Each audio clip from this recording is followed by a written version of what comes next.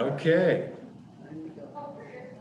We're now recording, so we're going to go ahead and begin, and let's begin with a word of prayer. Gracious God, as we will study and reflect today, as you empowered the disciples, we seek as well your empowerment in our lives. Yeah. That you would draw us and stir us to share your healing word, to extend your healing touch, and to proclaim presence and the joy of your kingdom. As you fed the 5,000 on a hillside, so too today we pray. Feed us afresh in and through your word, that with it we would be strengthened in and through our faith and in our joyful response to you. May all that we share today be to your glory and our growth. Amen. So we're actually going to today, first of all, I want to thank you for having courage in coming back after last week. Now that you experienced last week, I'll share with you a little bit of context. Last Thursday, you experienced the first Bible study of a group larger than 4 people that I had done in 30 years. Oh my gosh. Yeah. and we all survived. You know, and after the class, I was walking back to the office going, I wonder if they'll ever come back. And here you are. So thank you all. Thank you all for your commitment to the word, to this walk through Luke, and your commitment as partners with one another in this growth and study that we're involved with. So thank you for that. Well, this morning we're looking at really 2 texts, but as we go through our study, I hope you really come to see how strongly these 2 texts in chapter 9 are created. As you may go, well, why are we jumping a section? Why aren't we just taking a section at a time? And I'll share that next week. So that's the teaser to come back. But what we're going to see this week is that these 2 texts are connected in some very rich and some profound ways. We're going to be looking at the commissioning and the empowering of the disciples, which is verses 1 through 6. And then we're going to be looking at a text which really I think is very, very familiar to all of us. A text that we encounter both in Matthew, Mark, and in Luke here, of the feeding of the 5,000. And my experience, especially in sermon preparation, is the more familiar the text, the more I am unaware of what the text really is saying. I don't think familiarity breeds contempt when it comes to the study of God's word, but sometimes what happens, familiarity breeds unawareness. We go, oh, I know that text. I know what it's really all about. So we're going to be doing a little bit deeper scratch on the text today and asking some questions. I always like to ask a group to keep 3 things in mind as we take this walk today, because we'll be coming back to those. And what those 3 things are is, first of all, I want you to be thinking in the background the whole time, what is Jesus doing in this account? To be looking at, how is Jesus acting? And then to be looking at, how are the disciples acting here? And then the final piece is, what is Luke telling you about the kingdom of God in each one of these accounts? And I think, and that's really our shared insight and illumination in our study today. All right? Fair? Okay, questions? Let's look at the text. Okay, first verses 1 through 6, and if someone would read it, you can read it from Bible you have in front of you, or you can read it right off the screen, either way. Anyone? Go ahead. Jesus sends out the 12, John 9:1. When Jesus had called the 12 together, he gave them power and authority to drive out all demons and to cure diseases. And he sent them out to proclaim the kingdom of God and to heal the sick. He told them, take nothing for the journey, no staff, no bag, no bread, no money, no extra shirt. Whatever house you enter, stay there until you leave that town. If people do not welcome you, leave their town and shake the dust off your feet as a testimony against them. So they set out and went from village to village, proclaiming the good news and healing people everywhere. Great, thank you. We are going to look at the other sections as well, verses 10 through 17. If someone would feel comfortable reading this first piece. When the apostles returned, they reported to Jesus what they had done. Then he took them with him, and they withdrew by themselves to a town called Bethsaida. But the crowds learned about it and followed. He welcomed them and spoke to them about the kingdom of God and healed those who needed healing. Late in the afternoon, the 12 came to him and said, send the crowd away so they can go to the surrounding villages and countryside and find food and lodging, because we're in a remote place here. Thank you. And then finally, the last section. They answered, we have only 5 loaves of bread and 2 fish, unless we go and buy food for all this crowd. About 5,000 men were there. But he said to his disciples, have them sit down in groups of about 50 each. The disciples did so, and everyone sat down. Taking the 5 loaves and the 2 fish and looking up to heaven, he gave thanks and broke them. Then he gave them to the disciples to distribute to the people. They all ate and were satisfied, and the disciples picked up 12 basketfuls of broken pieces that were left over. Thank you. Just in that initial reading, did anyone pick up why we're looking at these 2 sections together?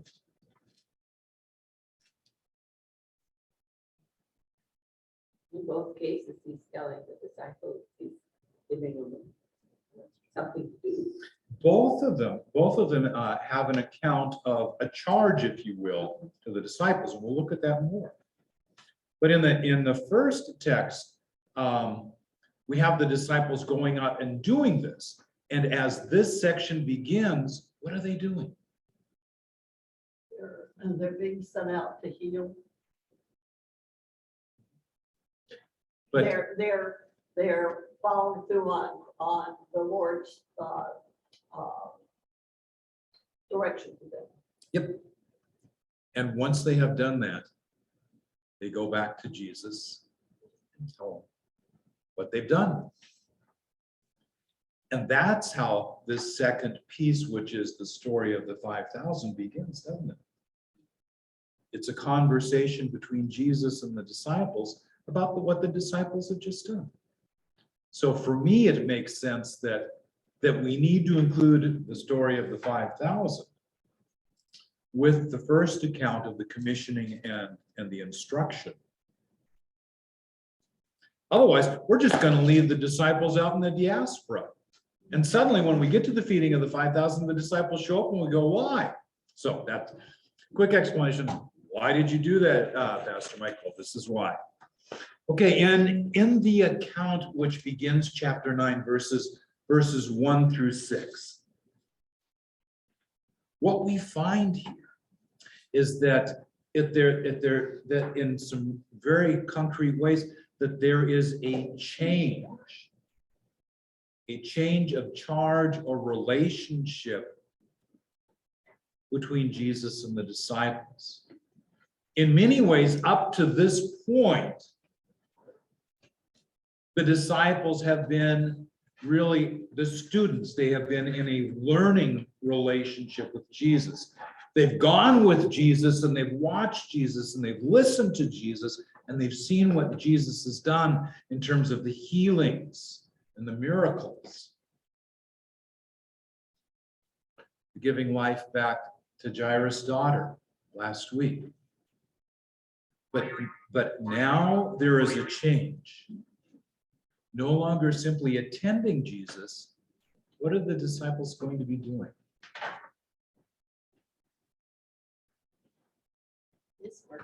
They're also spreading the message and the miracles that he did. They were following up with that. The disciples are now doing what Jesus has already been doing, aren't they? And how do they do that?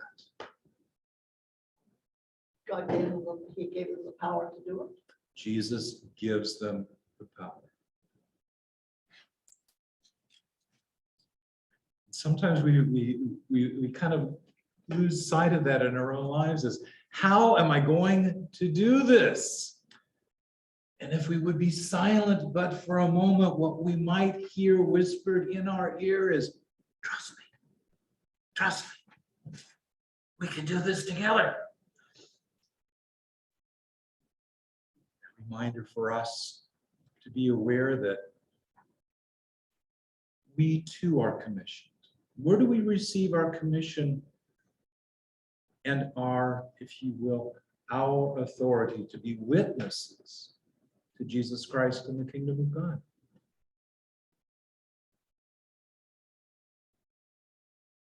Where did we? Yeah, where do we?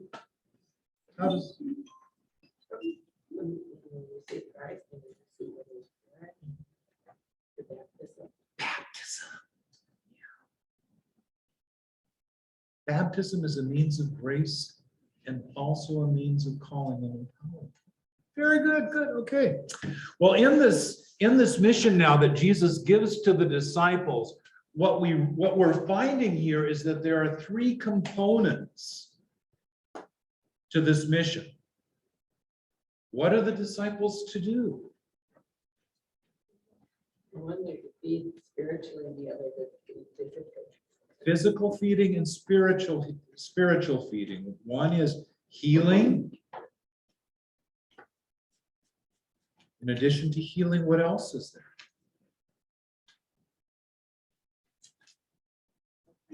They're trusted that they will be taken care of by whoever they go to because they go with nothing. Yep.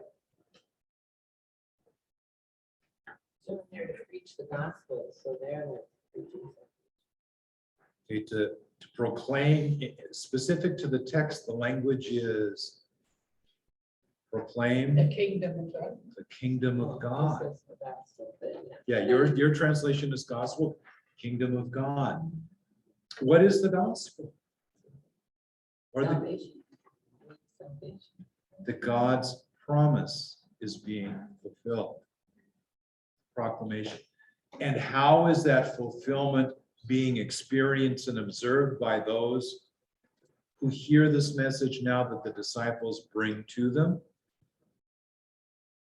The experience, and they observe it through the exorcising of demons, the healing of the sick, curing. And here, did you say hearing? Yes. You know, they say that, you know, how can they learn if they don't hear, you know, the gospel? They need to hear the gospel, and they are spreading the gospel. Mhm. One of the things in this part that I really appreciate, and that it's constant, it's a recentering for me, is that the charge that Jesus gives the disciples around the context of healing the sick and curing diseases is not go out and make them better. Go out and heal and cure.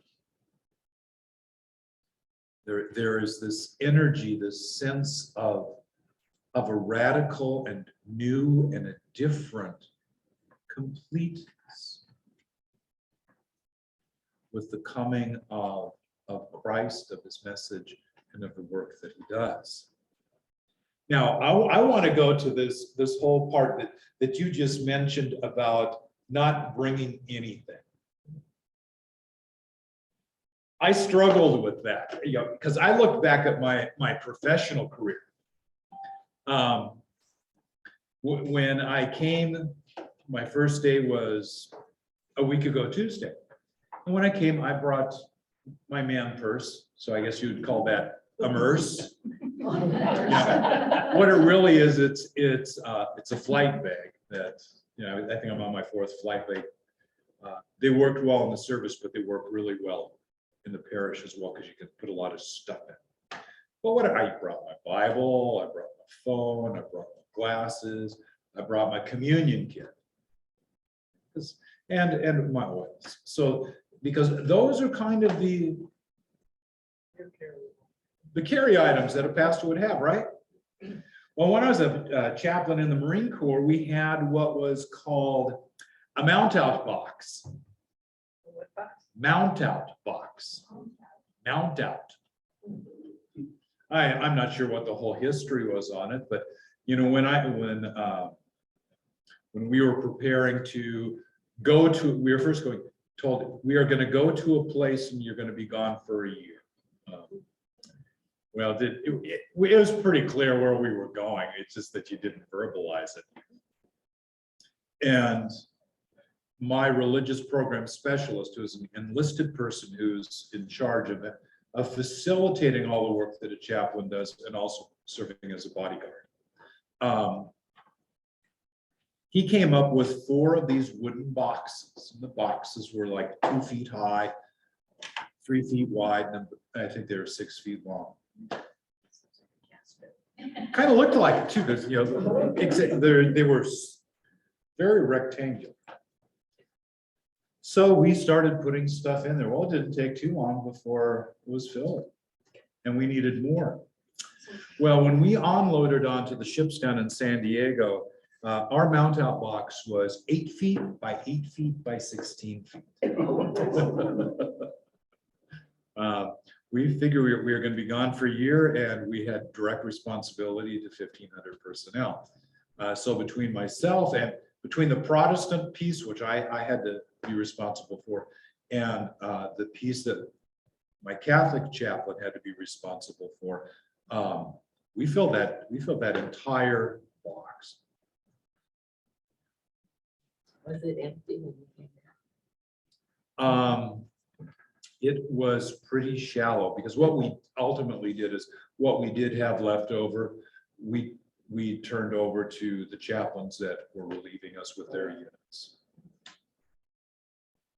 I don't know how the wine really tasted, because if you can imagine wine in steel box on a ship in 115-degree temperature with 100% humidity, sitting out there for months, and then having it heloed in and set down in the sand, yeah, it was still wine.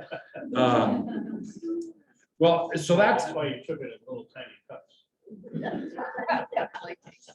for the Protestants. The priest always had the jug. That's another story for another night, maybe around a meeting. In the Navy, what we simply had were called deployment kits, and you could do a ship of 500 people with a deployment kit that was just one of those wooden boxes. So that includes the communion and your vestments And Bibles and other kinds of reading resources, and the communion element, not the elements, but the altar items, you know, what chalices, candles, cross, paten, you know, all those kinds of items. In the Coast Guard, we had what was called a go bag. And what a go bag was, enough socks and enough underwear and toiletries, dental floss, toothpaste, shave kit, to last you 5 to 7 days. Each one, and even here now, I have a kit. What was the kit the disciples took with them? Nothing, right? Just the clothes on their back. I was wondering why Jesus wouldn't let them take a change of underwear. I don't think they were under.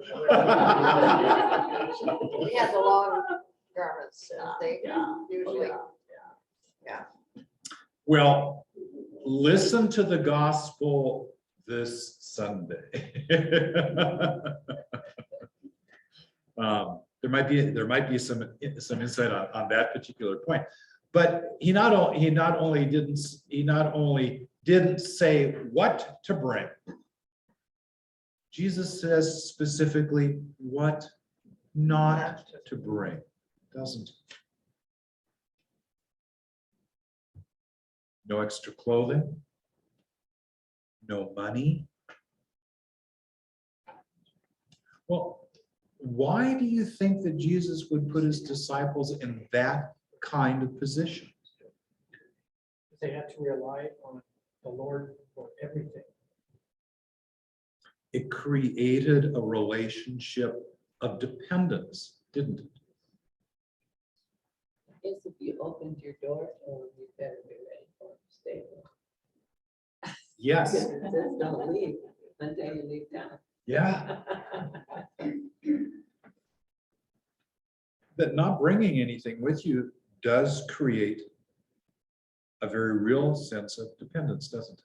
Dependence on God, but also dependence upon the people that you are going to heal, to cure, to exercise, and to proclaim, correct? A dependence upon them. So, and if you think about dependence, it doesn't take very long in our mind to start moving towards the thought of neediness in a healthy way. Did the disciples need the support of the people that they went to? Yes. Yes. They could not do what they were doing on their own. So that was also a call to those people to serve. Yes. They were believers. Well, and also in that time and that place, the sojourner, the traveler, there was a tradition of opening your door, opening your house, which is much different than what we practice today. Hospitality. Yeah, it's called hospitality, isn't it? Yeah. How many of us do verse 5? Shake the dust off our feet. Yeah, should we look at that one now? Yeah. Let's look at that for a minute, because that's kind of an interesting one. Well, before we do that, you had mentioned about staying at the house that you're invited to, which as the homeowner, you think about, well, maybe they'll stay a night or two. Okay. Yeah, and we all know that saying about fish and guests. 3 days. Uh-huh.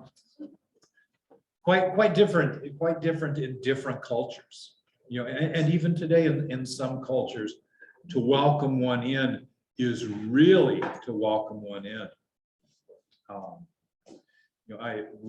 When we were in Iraq, and I can't remember the name of the small town that we were in, but I'd taken a detail of Marines, and we had gone to what was told to us was a Christian community, and they talked about Jesus, but they really, and this exact name escapes me now, but their real focus was John the Baptist, and their whole faith experience was about baptism. And as we met with them, their leadership was very, very insistent that my RP and I go and stay with them, and which naturally we couldn't. But that was their community. We were a guest. We were traveling, and and their home and their lives were now open to us. And for us, that's something sometimes that may be a little bit hard to grasp, but it was just natural. So would it have been unusual for someone to close their door on the disciples? Probably more unusual than if the door had been left open to them. But they're told not to shop around. Why not shop around? You ever driven through a neighborhood and go, oh, I like that house? Yeah, let's stop there. I wonder how, yeah. It's kind of like, I like going for a walk about 6:30 in our little community where we live and going, you know, and as the smell gets stronger, going, I'd like to eat there. Somebody's barbecuing tonight. Well, there are a couple of families that must cook absolutely amazing Asian food, lots of garlic and lots of ginger smells, which I love both of those. And it's always like, yeah, I would eat there. Knock on the door, tell them. So, you know, so I can imagine one of the disciples, you know, knocking on the door and being welcomed in and smelling bread burning and going, maybe we have to look for it. Jesus says, no, where you are welcome, there you will stay until it's time to go. But what of in those cases where you are not welcome? Not only by one, but let's say the entire village does not welcome you. You leave.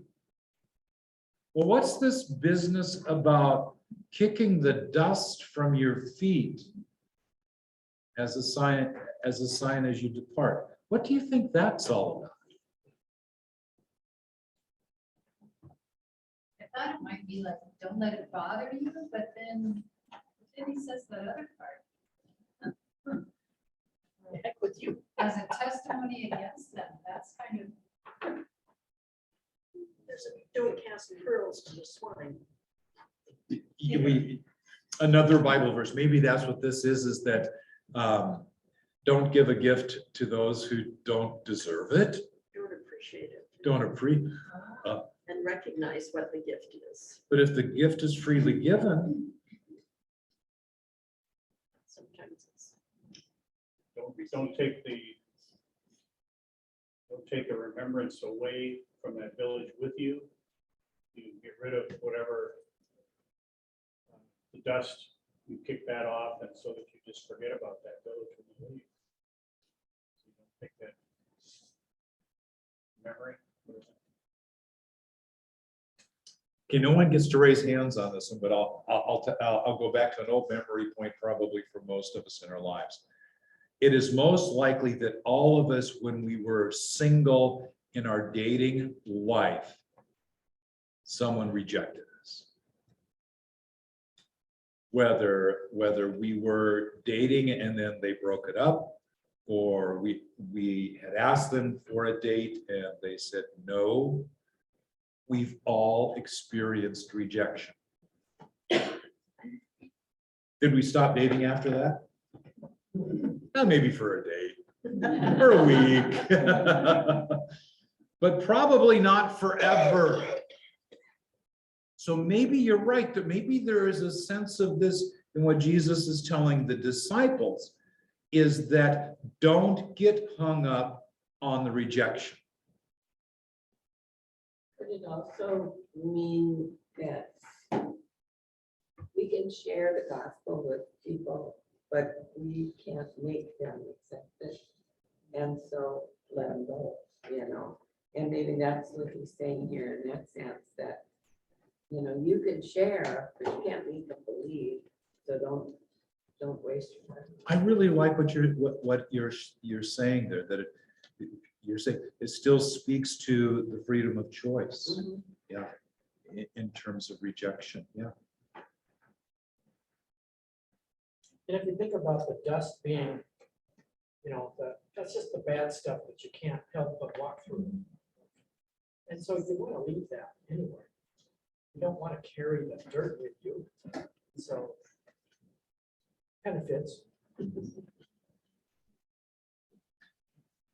In some Middle Eastern cultures, even today, the bottom of one's foot is a means of expressing offense to another person. If I were to, and I won't, but if I were to lift my right leg and show you the bottom of my shoe, that would be a statement inferring, that would be an offensive statement for you. You know, so one of the things that we would learn in our cultural awareness training was that you would never cross your legs, because if you crossed your leg, there was you show a heel. Another way of showing displeasure at another person, literally, even today, is to take off your shoe and shake it at someone. And you could even take it a step further and to throw it at them. Now, on the voice, that was one of the judges, if she really liked the singer, she threw her shoe at him. That was supposed to be a symbol of liking. Of approval. I remember at the start of the Iraq War, or whatever it was, that they were showing that, a scene on TV where somebody had taken off their shoe and just threw it. And they made a comment about the culture and, what it represented. I was there. Yeah. Yeah, and what they were beating on a statue. Yeah. Of Saddam Hussein. Were any of these places that didn't accept them Gentile? There was not this Gentile area at all. Yeah. I don't know where they were at. Do you know, and I have to be honest, I did not focus in or pick that up. Yeah, I don't know either. That's what they think, maybe, they would be more rejected. Because you're right, because if it had been, They did the Samaritans and the Jews, they didn't accept each other. yeah, less of a sense of Jew to Jew relationship, yeah. Good question, good thought. Yeah, but another way of perhaps looking at this, and I like your grace angle of just letting go, that another way of reading in this whole thing about wiping or kicking the dust off your feet as you leave is a sign that my responsibility to you and for you has ended.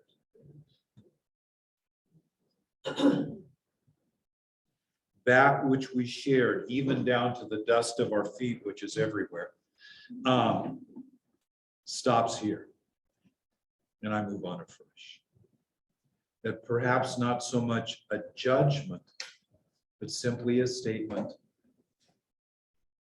of moving on, of not being hung up about what has happened, but looking forward to what will happen. So did everybody walk barefoot in those days, or did they have some kind of a? It's sandals. Sandals.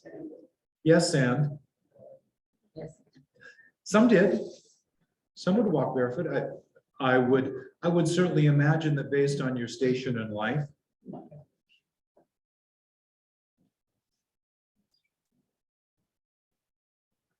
But normally we tend to think of sandals, which are open-toed, which Yeah, yeah. definitely would your feet get dirty? Yeah.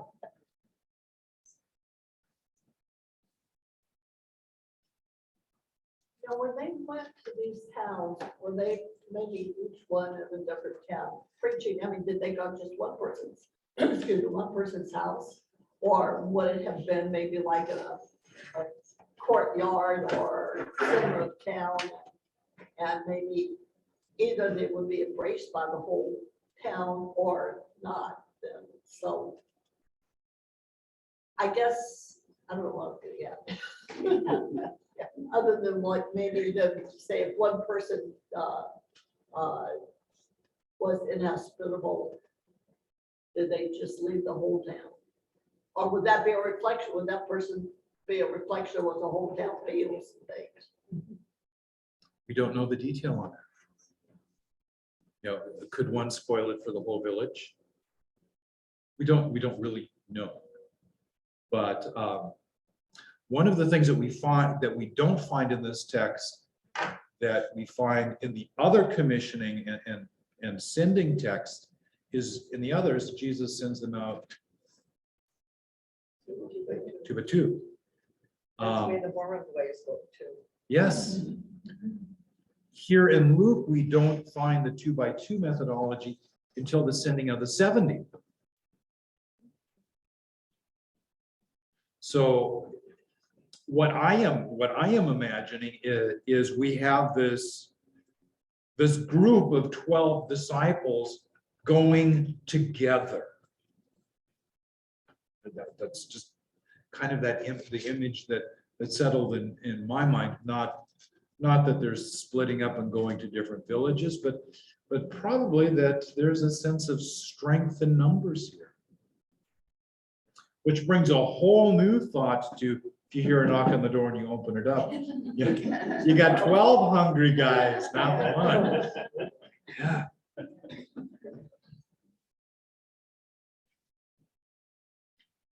Another thing in this text, I think that's kind of fun to pick up for just a moment and to look at, is that Luke writes that they preached and they healed where?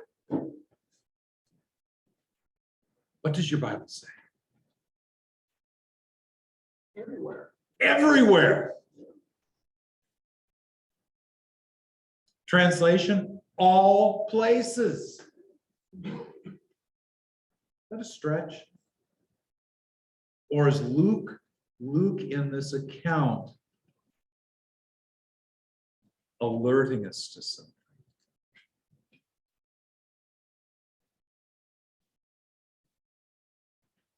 In all likelihood, in the time frame that they had, that they, maybe they were able to hit 3 or 4 villages. Was that everywhere? Everywhere they went. Maybe it felt like it after 3 or 4 villages, especially if they got stuck at the house where the baker burned the bread. Yeah.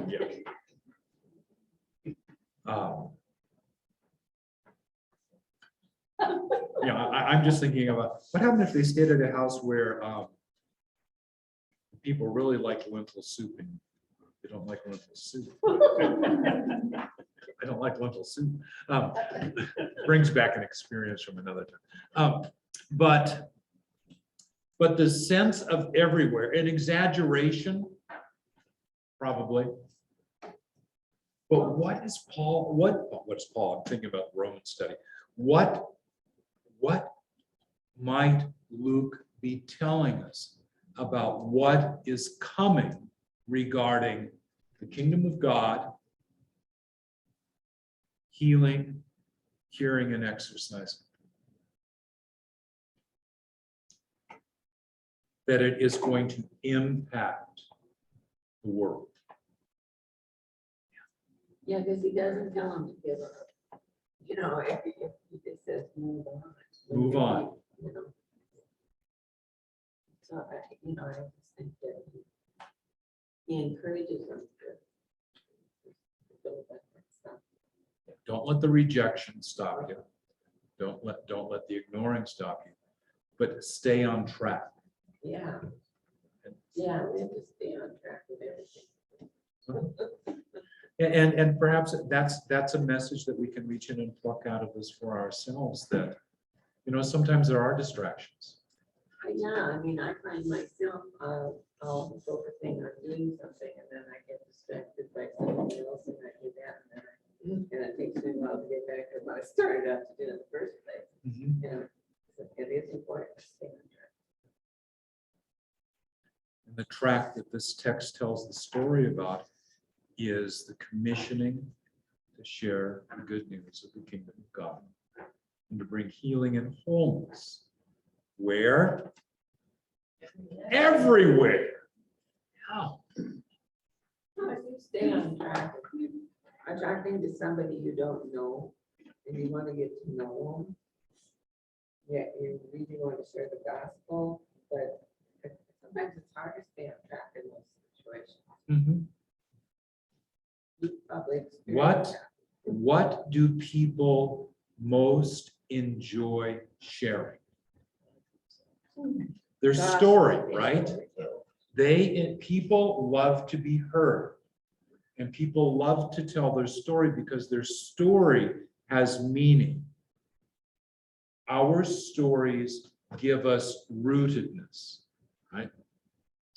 So tell me about yourself, and what do we tell them? We tell it, whether it's the 30-second elevator story or the 2-hour waiting at the airport story. We tell them our story, don't we?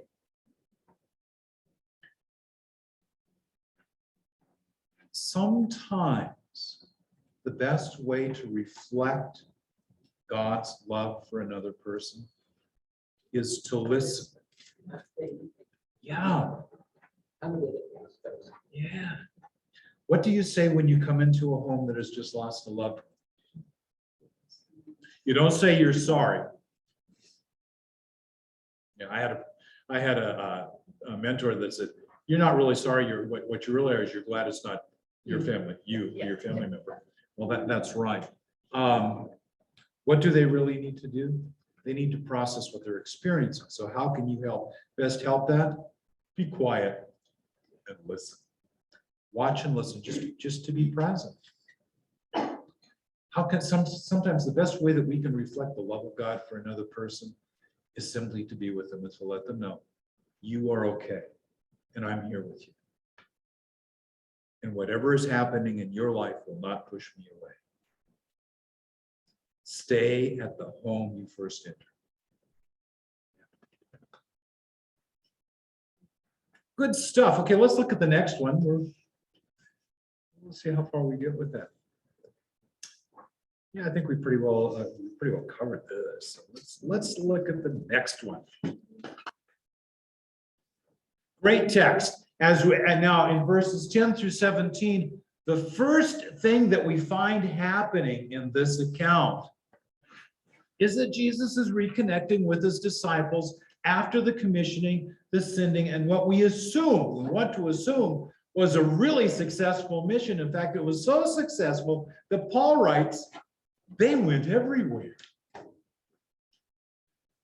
Well, whether they went near or far, or near and far, what we can assume is that they were probably a little bit tired, right?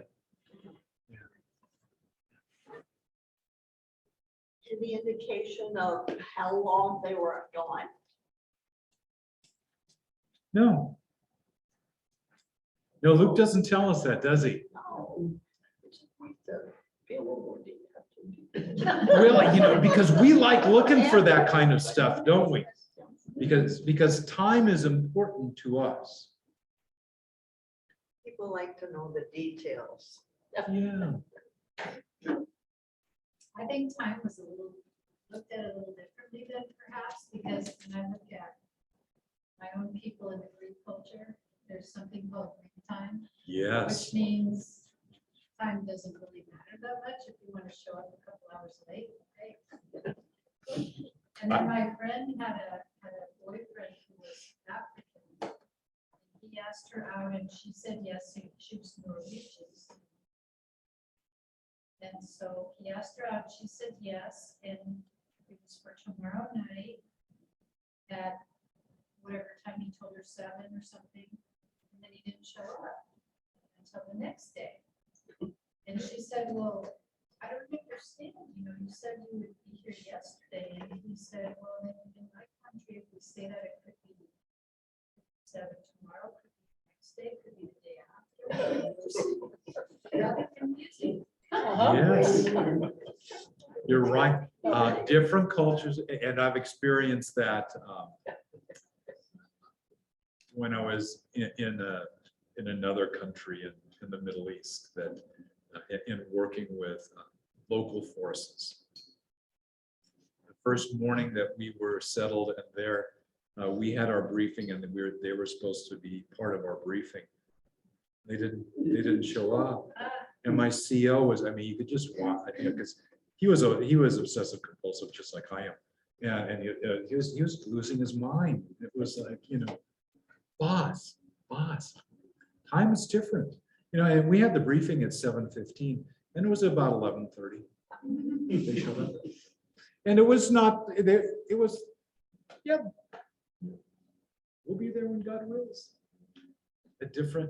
So we don't really know as far as how long were they gone. I think what is key here is to understand what happens when they reconnect. That reconnection event, Luke does intentionally record that. And he tells us something about the relationship between Jesus and his disciples. On their return, the apostles told him, Jesus, what they had done. And he took them and withdrew apart to a city called Bethsaida.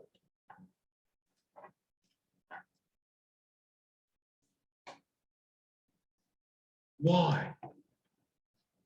Maybe they were tired. Maybe Jesus wanted to hear, so what worked and what didn't? Remember, Jesus is still a teacher, isn't he?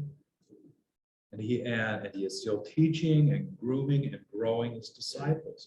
So maybe part of this was a debriefing. Maybe part of it was what we call as a hot wash. And what a hot wash is, it's not a process of judging. It's just a process of talking about what worked and what didn't. And then asking and looking at why did the things that worked? And why did the things that didn't work not work? So maybe in the future they will work. Obviously working. Yeah, well, They have 5,000 show up. well, yeah, and this is then where the text really shifts gears. Because it's no longer about the specific commissioning and going out and curing and healing and proclaiming the kingdom of God, as we saw it in the first 6 verses. There is a change that happens here. And what's interesting is, I can imagine, the village of Bethsaida, the shutters starting to rattle and the whispers, Jesus is here with his disciples. Did you hear what Jesus has done? On the other side of the lake. Did you hear what he did with that one administrator's daughter? And did you hear about Lazarus? And this movement, because they did have the internet back then. And it was called word of mouth. Because 2 things people did really well back then that we don't do quite as well these days is listen and share. And just like they didn't have to worry about solar flares, they didn't have to worry about the power going down. They had the best web going, the human web. So the word gets around. Now,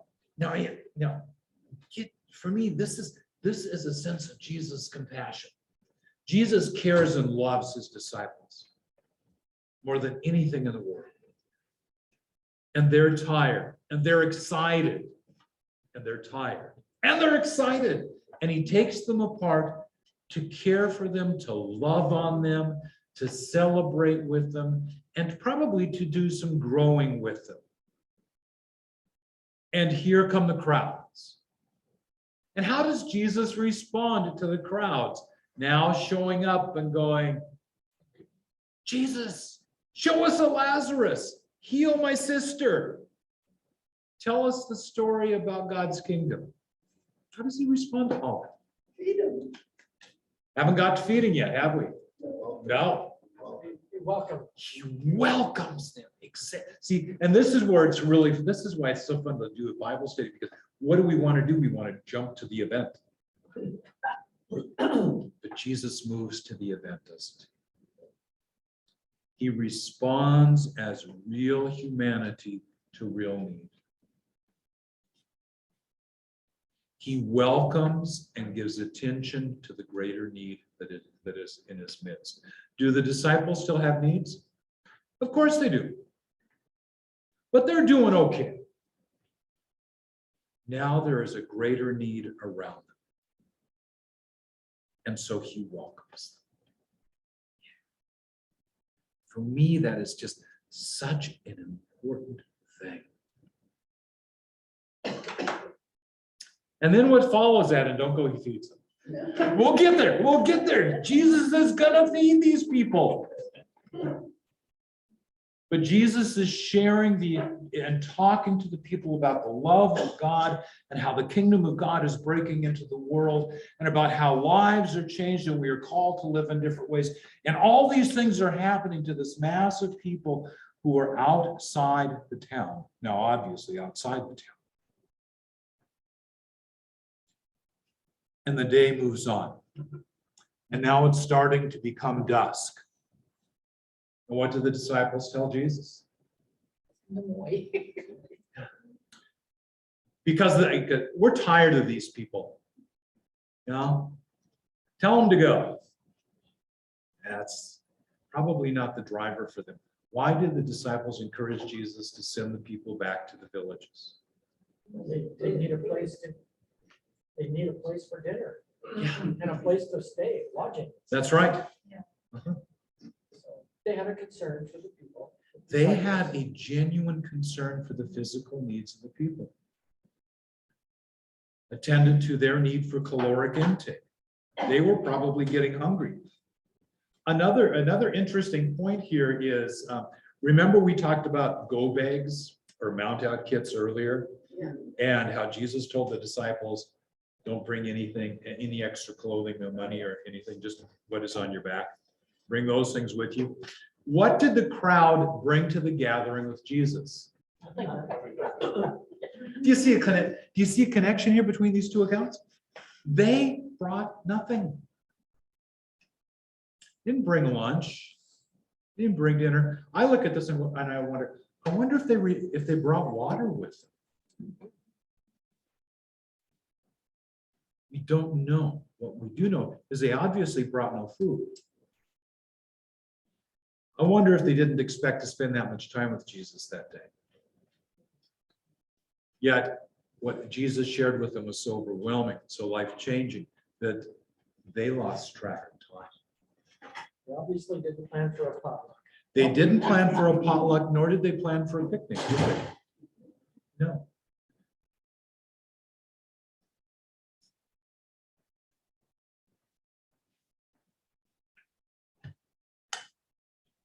You ever done that yourself? Yeah, we'll just go and visit for an hour, and the next thing you know, it's 6 hours later. Because being in that space with that person or people is so life-changing, it's so nurturing to the soul that all the other stuff going around us, we really don't see. And there's that sense of that the people are so swept up into the presence of Jesus. But they lost track of time. But the disciples apparently are pretty used to this because they're watching the clock. Come on, Jesus. It's getting late. So what does Jesus have the disciples do? Give them something. It's probably, I don't know, it almost sounds like a challenge kind of, but I imagine them standing there going, what? How are we to meet the need, right? Well, there's a real sense here that the disciples are now once more finding themselves in the same role that they were in verses 1 through 6, where Jesus commissions them and sends them out with instruction, right? Now, once more, Jesus is commissioning the disciples and sending them out. You know, his first direction to them is you feed them. Well, what we need to do, Jesus, is we need to tell them to go out to the villages and buy their own food. And maybe camp out there for the night. What does Jesus tell them?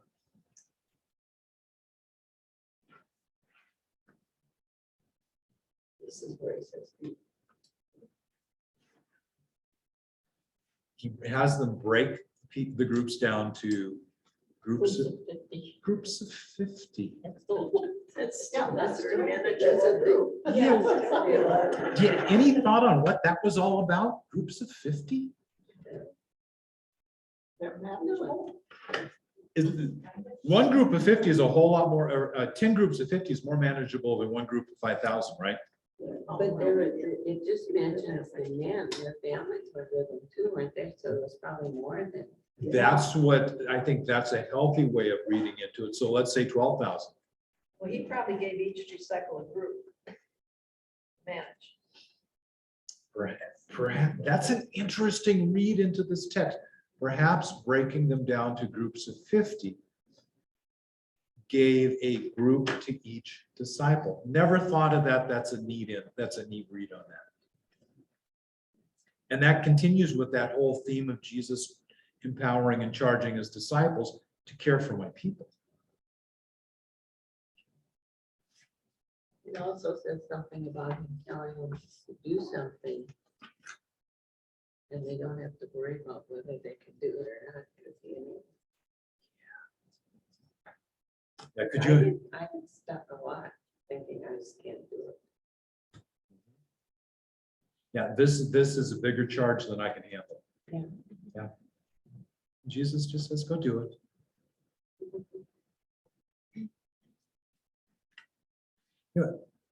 Some other thing, because one of the things that I'll do is I'll scratch around different commentaries and see, okay, is there a hidden meaning here? Is there a meaning within a meaning? That one of the commentators said, well, perhaps what is happening in this account is that Luke is inviting his Jewish segment that is Jewish, to recount that time when Moses broke the people down into smaller groups. Well, perhaps, or perhaps that's just a stretch. We really don't know.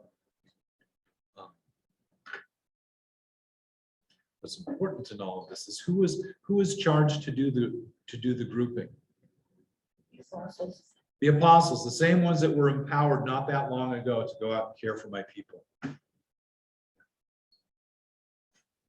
Well, aren't they with Jesus all this time as he travels? Until the commissioning, Yeah. and then they went out on their own. Oh, they went out on their own. We had in verses 1-6, it doesn't say that Jesus went with them. It's what it does tell us in verse 10 is they reconnected with Jesus. So what we infer there is that the disciples were out on their own. The first time they're out on their own, ooh, that would have been scary too. Peter, how about if we just hide behind this hill for 3 days? Brings back memories of that first time when you were in elementary school and you were and your class was selling cards. We'll sell cards door to door to people. Remember? Would be back in the day that when we did that. Yeah. And so you'd call your grandma and go, Grandma, I got to sell $10 worth of cards. Would you buy it, please? And then we'd be able to. Yeah. They do it all the time still. Yeah, they still, yeah. Only now it's cookies, which is kind of cool. I like that. Yeah, or candles. Okay, so what the disciples share with Jesus is all we have, and it's interesting. He doesn't say all that there are. It's all we have are 5 loaves and 2 fish. And I look at that and go, okay, well, if there's 12 disciples in Jesus, and they had been just planning to meet themselves during the day, would 5 loaves and 2 fish been enough for 13 people? Yeah, I was wondering. That would have been a pretty light meal too, wouldn't it? Yeah. You know, so now I'm thinking, which one of the disciples was nibbling on the stash? Which one remembered to bring some food? And which one remembered, even better, which one remembered to bring some food? Well, maybe Peter brought really big fish. He was a fisher. And you've got to think these fish are dried. He was a fisherman, wasn't he? Along with James and John. He left his, yes, and followed Jesus. Yeah. But dried fish was a common commodity in every village. Another thing on this text is the 5,000 men, which we now let's assume there's families. Yeah. What could we expect to be the average size of a village? 150 to 350 people. What could we expect to be the average size of Bethsaida? Bethsaida, 3,500 max. So as remember now, Luke has already told us the disciples have gone everywhere. Now, and that's a part of what is hidden in this number of 5,000. Luke is telling us everyone has come to hear Jesus. As the disciples went to everyone, now too, everyone is coming to Jesus. 5,000 is a ridiculous number. Yeah. There were 5,000 people. Actually, there's 4,820 when we were deployed on the aircraft carrier. Okay.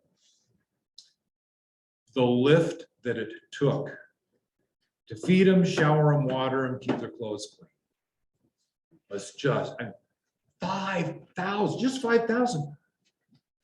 That's a lot of people. So And these probably weren't as disciplined as the ones on the ship. well, now you're assuming they're, well. This is recorded, so we're not going to scratch that one very far. In the text, what we don't find is as Jesus blesses the fishes and the loaves, Luke doesn't say, and magically a pile of fish and a pile of loaves appeared. What we hear is, and we infer, is that after the blessing, Jesus continues to share with the disciples continue to distribute, but the plate never empties. There is always more to the plate. Here in this text as well, a few pieces to wrap up, is there is a real strong sense of Eucharistic imagery that is happening in this feeding event. And think about what that imagery was. Jesus blessed, broke, and he gave. Where else have you heard that? Union. Communion. We hear it every week at communion. We hear it specifically in Scripture at the Last Supper, the night of his betrayal. Just as a sidebar note, it's interesting that in verse 22, chapter 9, that Jesus shares a narrative of what lies ahead for the Son of God. So one of the questions that is sometimes raised is Luke in this miracle story foretelling what is going to happen to Jesus. And in the midst of the foretelling, telling us several other things. One is that Jesus has commissioned his people, you and I, to heal, to cure, and to proclaim the kingdom of God. And that Jesus will always see that there is enough to fulfill the mission. We'll never run out. In this particular text in verse 17, one of the things that just jumps out is that the gifts exceeded the need. That it's not just the need will be met, there will be more. Is there an imagery connection to the 12 baskets? Most certainly there is. As a Jew reading into that even for me in my tribe and my tradition, there is enough from Jesus for me too.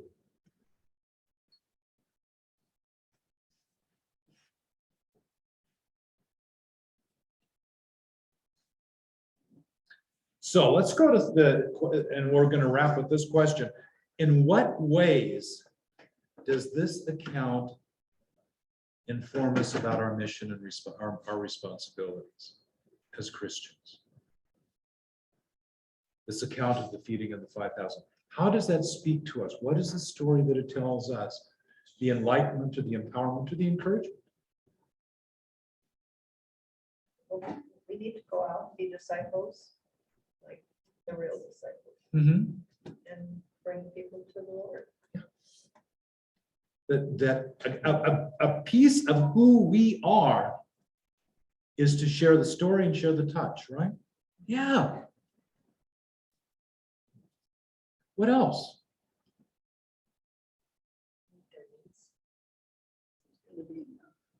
There will always be enough in what we are called to do.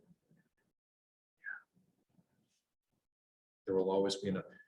I think of how many church buildings how many lots were bought and buildings built because the funds were already in the bank. Most every church that I have been a part of is still paying some mortgage or another off. A mortgage is not only a commitment to a lender, a mortgage is a statement of faith saying that there will be enough, right? Faith that we do it. That we will do it by the grace of God, because God will give us enough. And even, and this text says, and even more than we need to get it done. Yeah. All right, next week, what we're going to be looking at, and I want, we're going to do a two sections again. We're going to look at verses 7 through 9 and verses 18 through 22. Because these two sections together are really speaking to a growing question that is happening within the community at that time in terms of who is this Jesus? We'll hear it from Herod. We'll hear it from the disciples as Jesus questions them, and then we will see Jesus' response, indeed his answer to that question. So, and if you go, well, I'm going to forget what that section is, you can just read all of verse 9 or chapter 9 and have fun with it. Or when the e-news comes out next Tuesday, I'll put it back in the e-news again. I'm going, this will be the text so you can read it before. Okay, any questions or reflection on what we've looked at this morning? Yes. I would like to think that when the disciples went out and taught, spread the word then, that the people who heard that, and I'm basing this on the 5,000 people, the people who heard that believed and they told other people, and then so many of them wanted to come to see, is this really going on? I mean, does this really happen? I want to know more. So from 12 to 5,000. Yeah, it was a successful week, wasn't it? What we continue to find as Luke tells the account of Jesus is that the crowds will only grow. The impact and the response, not simply to Jesus, who he is, but what it is that he brings to the people, how he speaks to the hunger and to the brokenness and to the hopelessness. Apparently, we know it meets the need. But it must have meant a need there because they kept coming. And he didn't feed them every time they showed up. If he had, it might have been a different outcome. Well, spiritual food instead. Yeah, definitely spiritual. Good point. Well, I think also, if some of the people there must have realized, hey, there's not enough food here, but they think back, but then they're all fed and they think back to what their ancestors told them about Moses leading the people through the wilderness and the manna that was provided every day and what was left over. Another account in scripture, which in a way mirrors this, doesn't it? Good. If my Nana, my mother's mother, had been a part of that 5,000, you can bet she'd have left the meeting and gone back to the village and got everything that she could carry and bring back. Okay, before the whole question was raised by the disciples. So, yeah, and I would certainly imagine that there were other people within the 5,000 going, it's getting late. You getting hungry? Denny's is closed. What are we gonna do? All right, let's together pray our Lord's prayers. Our Father, who art in heaven, hallowed be your name. Your kingdom come, your will be done, on earth as it is in heaven. Give us this day our daily bread. Forgive us our sins as we forgive those who sin against us. And lead us not into temptation, but deliver us from evil. For thine is the kingdom, the power, and the glory, forever and ever. Amen. Evelyn Randall had joined us during our study today via Zoom. Evelyn, thank you for joining us. Would you like to say goodbye, farewell to the group? Okay, goodbye. I was muted. Can you hear me? Goodbye. I enjoyed it. I always do. Can't always hear everything, but Well, I will try a little bit better to speak more clearly, and please plan to join us next week. well, I can always hear you. It's the people there that sometimes the voices don't come through very well, but that's just the way it is. Okay, that's the way it is. All right, well, again, blessings. Have an amazing rest of the week. We'll see you on Sunday. Thank you. Thank you. Bye. Hi, Eddie.